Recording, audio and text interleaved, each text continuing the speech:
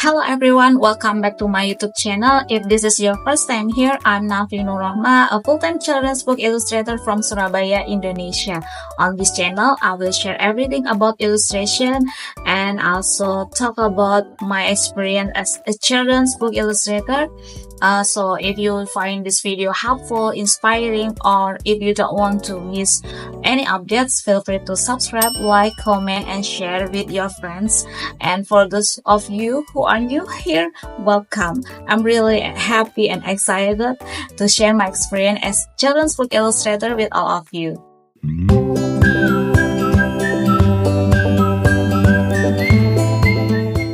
So today I'm going to share with you my process of creating a children's book illustration from the initial ideas to the final sketch.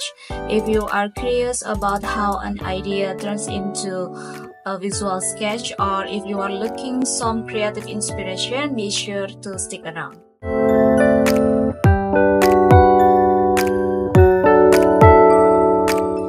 Actually, the process of creating illustrations is really personal and can vary from one illustrator to another.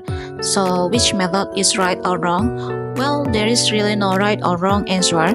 It all depends on the individual illustrator. But in this video, I will show you the steps I usually take when starting an illustration project. From when the idea first comes to mind to developing the concepts, and the last is getting to the sketch stage. The first step is the idea. Ideas can come from anywhere. It can be personal experiences, book we read, or things around us. This time, my idea came from reading a book about the sea with my son, Shaka. Since Shakas love sea animals, I thought it would be fun to create an underwater theme illustration. Once I have the idea, I start by collecting images of underwater corals and people diving or snorkeling for reference. I don't make a neat mood board on one canvas. Instead, I put all the images into one folder so they are easy to find. Usually, I open all the images like this. Maybe it's a bit messy, but I prefer it this way. And when I look at reference or need to zoom in, this setup helps a lot. Everything stays clear when you are looking for reference pictures. Make sure they are clear and not blurry.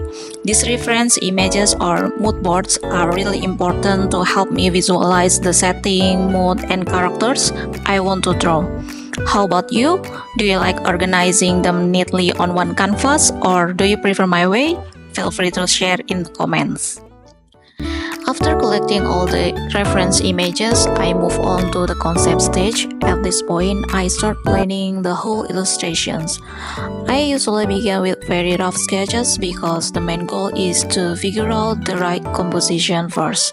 I also think about which characters or sea animals I want to include, the shapes of the corals, and the types of fish.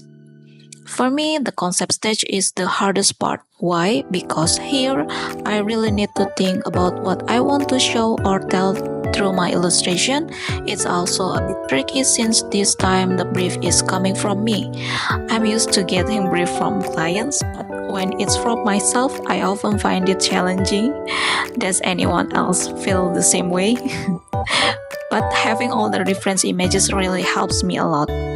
In this stage, I start arranging the composition. I place the child character in the middle, swimming or snorkeling to the left with a happy expression while looking at the sea creatures and beautiful corals. Since the mold is covered by the snorkeling gear, I have to show the excitement through the child's eyes. I put lots of corals around the child. Some corals in the front are bigger than those in the back, which helps create depth in the illustration. The child will be in the middle, and in the background I will add smaller corals and sea animals to make it look further away. Once the concept and composition are good, I usually move on to the detailed sketching stage. In this stage, there are usually still a few changes, but they are small ones, like adjusting the placement of the sea animals, changing the types of animals, or tweaking the corals. The overall composition doesn't change much at this point. At the top of illustration, I leave some empty space so the image doesn't feel too full. I show the water surface with some light coming through, and the snorkeling gear sticking out of the water, which makes the water look shallow. I began by refining the rough sketch I made earlier.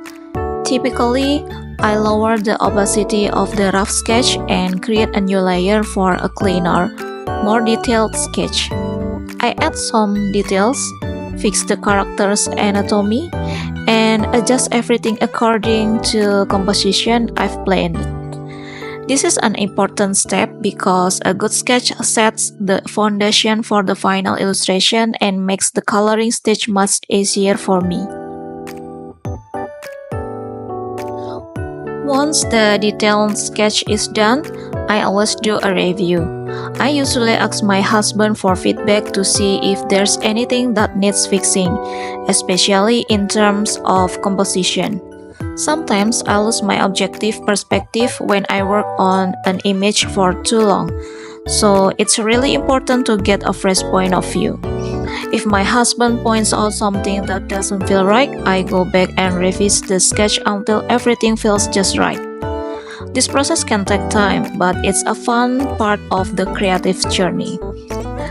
Who do you usually ask for feedback, or do you think this step isn't necessary? Share your experiences in the comments. So that's my process from idea, concept to sketch. Just a reminder, every illustrator has their own way of doing things, but I hope this video gives you a better idea and some inspiration if you are learning how to draw. And before I end this video, I want to let you know that in the next video I will be coloring this sketch. But what shall we talk about while I color? Any ideas for the next video topic? Let me know in the comments. If this is your first time watching, don't forget to subscribe to get updates on my future videos. And thank you so much for watching and see you in the next one. Bye bye.